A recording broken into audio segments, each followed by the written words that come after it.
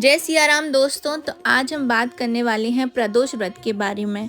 जी हाँ, प्रदोष व्रत वैसे तो हर महीने की शुक्ल पक्ष और कृष्ण पक्ष की त्रयोदशी तिथि को आता है, ये तो हम सभी जानते हैं। लेकिन आज मैं बात करने वाली हूँ पितृ पक्ष में आने वाले त्रयोदशी व्रत के बारे में, यानी कि प्रदोष व्रत के बारे में। ये बहुत ही ज़्यादा महत्वपूर्ण होता है यदि आपकी कुंडली में पितृदोष है और यदि आप चाहते हैं कि पितृदोष का जो है आप उपाय कर सकें या पितृदोष आपके घर से किसी भी तरीके से दूर हो सके, तो आपको त्रयोदशी के दिन ये कुछ उपाय ज़रूर से करना है। और अगर आप इन उपायों के द्वारा आप भगवान शिव की पूजा अर्चना करते हैं तो ज़रूर से पितृदोष आपके घर से और आपकी कुंडली से दूर हो जाता है। तो आज हम बात करने वाले हैं इसी टॉपिक के ऊपर। तो चलिए ज़्यादा देर नहीं करते हैं, कर लेते हैं टॉपिक को। पितृदोष के उपाय जानने से पहले हम ये जानते हैं कि पितृदोष होता क्या है। जिस जातक की कुंडली में पितृदोष होता है तो उसे ग्रहों की स्थिति, गोचर, दशाओं में से किसी भी प्रकार का परिवर्तन होने से शुभ फलों की प्राप्ति नहीं होती है। पितृदोष पितरों के दुखी होने के कारण ही लगता है। ऐसे में व्यक्ति को संतान सुख से वंचित होना पड़ता है। इसके अलावा करियर, व्यापार में कोई ना कोई समस्या बनी ही रहती है। इसके साथ ही घर में सुख शांति नहीं रह पाती है और ना ही घर में कोई ना कोई व्यक्ति जो है वो बीमार ही रहता है। या तो संतान होती नहीं है या होती है तो वो निरंतर बीमार ही बनी रहती है। पितृदोष से छुटकारे के लिए पितृदोष की काफ़ी सारी पूजाएं भी की जाती हैं। यदि आप जो है पितृपक्ष के दौरान आप तर्पण कर रहे हैं, आप दान कर रहे हैं, लेकिन फिर भी आपको ये सारी समस्याएं यदि बनी रह रही हैं तो आपको पितृपक्ष की त्रयोदशी के दिन भगवान शिव की पूजा पूरे विधिवत रूप से ज़रूर से करना चाहिए। तो चलिए आगे जानते हैं कि भगवान शिव की पूजा आपको कैसे करनी है। प्रदोष व्रत को शिव पूजन का पर्व भी कहा जाता है। इस दिन भगवान शिव के साथ माता पार्वती की पूजा अर्चना करना शुभ माना जाता है। मान्यता है कि इस दिन किए गए व्रत और शिव पूजन का कई गुना शुभ फल की जो है आपको प्राप्ति होती है। शिव पुराण के अनुसार पितृपक्ष के दौरान आने वाली त्रयोदशी तिथि पर भगवान शिव की पूजा से हर तरीके का रोग, शोक व दोष मिट जाते हैं। देवादिदेव महादेव को समर्पित होता है प्रदोष व्रत। पितृपक्ष में प्रदोष व्रत की महिमा बहुत ही ज़्यादा महत्वपूर्ण, बहुत ही ज़्यादा अपार बताई जाती है। इस बार अश्विन महीने की प्रदोष व्रत 29 सितंबर दिन रविवार को रखा जाएगा। ऐसी मान्यता है कि प्रदोष व्रत रखने और पूजा अर्चना करने से जीवन के सभी संकटों का नाश हो जाता है। साथ ही शिव पार्वती की कृपा भी आपको प्राप्त होती है। तो आइए मुहूर्त के बारे में भी जान लेते हैं। पंचांग के अनुसार आश्विन मास के कृष्ण पक्ष की त्रयोदशी तिथि की जो शुरुआत है वो 29 सितंबर 2024 को दिन रविवार को शाम 4:47 से शुरू हो जाएगी। वहीं इस तिथि का जो समापन है वो अगले दिन 30 सितंबर 2024 को शाम 7:06 पर होने वाला है। तो पंचांग के आधार पर प्रदोष व्रत 29 सितंबर को ही रखा जाएगा, जिसमें कई सारे शुभ योगों का भी निर्माण हो रहा है। पूजा विधि के बारे में जान लेते हैं। प्रदोष व्रत के दिन सुबह जल्दी उठकर स्नान आदि से निवृत्त हो जाएं। इसके बाद भगवान शिव को पंचामृत से स्नान करवाएं। साथ ही शिव परिवार का पूजन करें। इसके बाद शिव जी को बेलपत्र, फूल, धूप, दीप और नैवेद्य आदि अर्पित करें। अंत में आरती करें व शिव जी के मंत्रों व चालीसा का पाठ भी करें।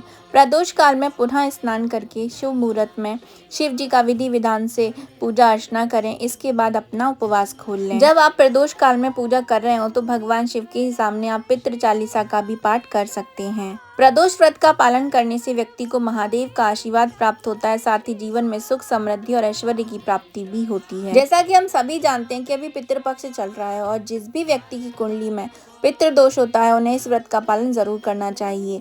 ऐसा इसलिए क्योंकि एस्ट्रोलॉजी के अनुसार पितृदोष से मुक्ति के लिए भगवान शिव की उपासना सबसे ज्यादा महत्वपूर्ण मानी जाती है। और प्रदोष व्रत के दिन भगवान शिव की विधिवत उपासना करने से कई प्रकार के ग्रह दोष जो होते हैं वो भी दूर हो जाते हैं। त्रयोदशी व्रत के दिन आपको शाम के समय पर आपके घर में यदि कहीं पर भी मटके में आप पानी भर के रखते हैं और यदि वो साफ है, स्वच्छ है, तो उस मटके से आपको एक मिट्टी के लोटे में एक पानी भरना है उसी मटके के पानी से, और वो मंदिर में ले जा कर के भगवान शिव पर चढ़ा देना है। और ऐसा आपको प्रतिदिन करना चाहिए। और अगर आप प्रतिदिन ना कर सकें तो इन पितृपक्ष के जो 16 दिन होते हैं इनमें तो ज़रूर से करना चाहिए, क्योंकि ऐसा माना जाता है कि जो मटका होता है उसमें जो पानी होता है वहाँ पितरों का वास होता है। तो जो भी पितृदोष होता है वो भगवान शिव पर अगर आप अर्पित कर देते हैं तो आपके घर से पितृदोष सदा सदा के लिए समाप्त हो जाता है। आपको पितृपक्षों के दौरान ये उपाय ज़रूर से करना चाहिए। आइए अब हम कुछ और उपायों के बारे में भी जान लेते हैं। ज्योतिष शास्त्र के अनुसार पितृदोष से मुक्ति के लिए प्रत्येक दिन जल में काला तिल मिलाकर भगवान शिव का अभिषेक करना चाहिए और अगर हो सके तो प्रतिदिन भगवान शिव के मंदिर में या आपके घर में यदि छोटा सा शिवलिंग हो तो उसके पास दीपक ज़रूर से प्रज्वलित करना चाहिए। संभव हो तो गंगा जल में काला तिल मिलाएं और इस द्रव्य से भगवान शिव का अभिषेक करें। ऐसा करने से पितृदोष के प्रभाव से आपको छुटकारा मिल जाता है। पित्त दोष से मुक्ति के लिए बड़े बुजुर्गों का सम्मान बहुत ही आवश्यक होता है। इसीलिए प्रत्येक दिन सुबह उठने के बाद माता पिता सभी बड़े सदस्यों का चरण स्पर्श करके उनका आशीर्वाद प्राप्त करें। ऐसा करने से पितृ प्रसन्न होते हैं और पितृ दोष का प्रभाव भी कम होने लग जाता है। पितृपक्ष के दौरान रोजाना ब्रह्म मुहूर्त में सुबह जल्दी उठकर महादेव को स्मरण करते हुए उन्हें प्रणाम करें और इसके बाद मन ही मन पितृ दोष से मुक्ति के लिए प्रार्थना करें। इसके बाद दक्षिण दिशा में मुख करके पितरों को प्रणाम करके उनका आशीर्वाद जरूर प्राप्त करें। इससे आपको लाभ जरूर देखने को मिलता है। पितृ दोष से मुक्ति के लिए भगवान शिव की उपासना को सबसे ज्यादा उत्तम माना गया है। इसीलिए प्रत्येक दिन महामृत्युंजय मंत्र का जाप जरूर से करें और शिव गायत्री मंत्र का जाप करने से भी आपको लाभ प्राप्त होता है। इसके साथ ही भगवान शिव का अभिषेक निरंतर करते रहें। यदि आप ऐसा प्रत्येक दिन करते हैं तो आपको लाभ मिलता हुआ दिखाई भी देने लगता है और आपको अपने जीवन में बहुत सारी जो चीजें हैं उनमें बहुत ही शुभ परिणाम देखने को भी मिलते हैं। दोस्तों, भगवान शिव की पूजा बड़े से बड़े कोई भी दोष हो, कोई भी रोग हो, कोई भी संकट हो, उनकी जो पूजा है वो सर्वोत्तम ही मानी जाती है। तो यदि आप त्रयोदशी का व्रत करते हैं तो यदि पितृपक्ष आ रहा है, कल त्रयोदशी का व्रत है, तो आपको उस दिन पर ये उपाय ज़रूर से कर लेना है। और तो और साथ ही साथ में पितृपक्ष के दौरान जो घर में आपका मटका होता है, जहाँ पर आप अपने पीने का पानी रखते हैं, वहाँ पर भी आपको एक दीपक ज़रूर से प्रज्वलित करना चाहिए। यदि आप प्रतिदिन ना कर सके तो कम से कम इन 16 दिनों में ज़रूर से उसे प्रज्वलित कीजिए। इससे भी आपको पितृदोषों में जो है काफ़ी हद तक कमी देखने को मिलती है। और साथ ही में आपको अपने पूर्वजों और जो भी आपके पितृ हैं उनका श्राद्ध, तर्पण, पिंडदान समय समय पर ज़रूर से करते रहिए और 16 दिनों में शुद्धता ज़रूर से बरतिए। ये बहुत ही ज़रूरी होता है, बहुत ही इम्पोर्टेंट होता है, क्योंकि आप कोई भी उपाय कर रहे हैं, कोई भी व्रत कर रहे हैं, यदि आप शुद्धता नहीं रखते हैं तो उस व्रत का आपको फल नहीं मिलता है। तो आपको जो है शुद्धता ज़रूर से रखनी चाहिए। अपने घर को साफ करके रखिए और खुद को भी शुद्ध रखिए और ब्रह्मचार्यता का पालन कीजिए।